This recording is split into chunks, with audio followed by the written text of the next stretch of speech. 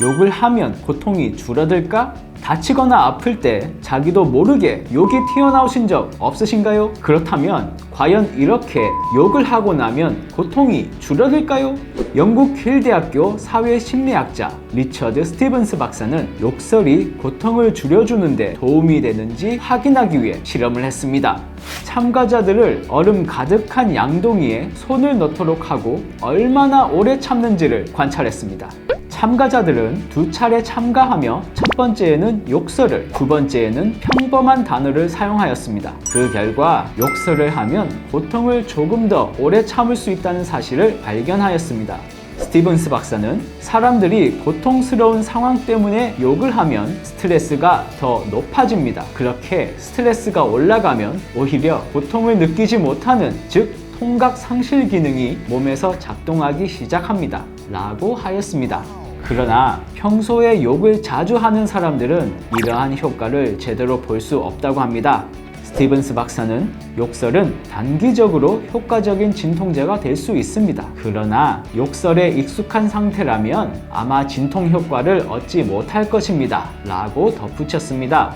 약에도 내성이 있는 것처럼 욕설 또한 내성이 있는 것이죠. 고통을 느낄 때 튀어나오는 욕설은 약간의 진통제 효과를 할 수 있다고 볼 수 있겠네요. 엿먹어라가 욕이 된 이유! 중요한 시험이나 면접을 앞둔 사람에게 파이팅 하라며 건네는 엿! 이런 엿이 욕의 의미로 자주 사용되는데요. 엿은 언제부터 어떻게 왜 욕으로 사용되었을까요? 이와 관련하여 가장 잘 알려진 이야기 역시 시험과 관련되어 있습니다. 1964년 12월 7일 서울 전기 중학 입학시험이 치러졌고 당시 자연과목 18번 문제에 엿기름 대신 넣어서 엿을 만들 수 있는 것은 무엇인가? 라는 질문이 있었습니다. 출제자가 의도한 정답은 디아스타제였으나 일부 수험생과 학부형들로부터 무즙 역시 정답이라는 항의가 빗발쳤습니다. 당시 초등학교 자연 교과서에 역시 침과 무즙에도 디아스타제 성분이 들어있다 라는 내용이 있었습니다. 이에 당시 서울 교육감이 무즙으로 엿이 만들어진다면 무즙을 답으로 쓴 아이들을 구제해 보겠다 라고 했고, 학부형들은 직접 무즙으로 엿을 만들어 교육청 앞에 가서 엿 먹어라! 무즙으로 만든 엿 먹어봐라! 고 소리쳤다고 합니다. 결국 이를 이기지 못한 교육감은 사표를 냈고 무즙을 답으로 써서 떨어진 학생들은 구제되었습니다. 바로 이 엿 사건이 사람들에게 회자되다가 엿 먹으라는 말이 결국 욕설이 되었다는 것입니다. 욕을 많이 먹으면 오래 산다? 이 말의 어원은 정말 다양한 속설들이 존재하는데요. 우선 중국 송나라의 대표적인 철학자 장자의 천지편에 보면 수즉다욕이란 말이 있습니다.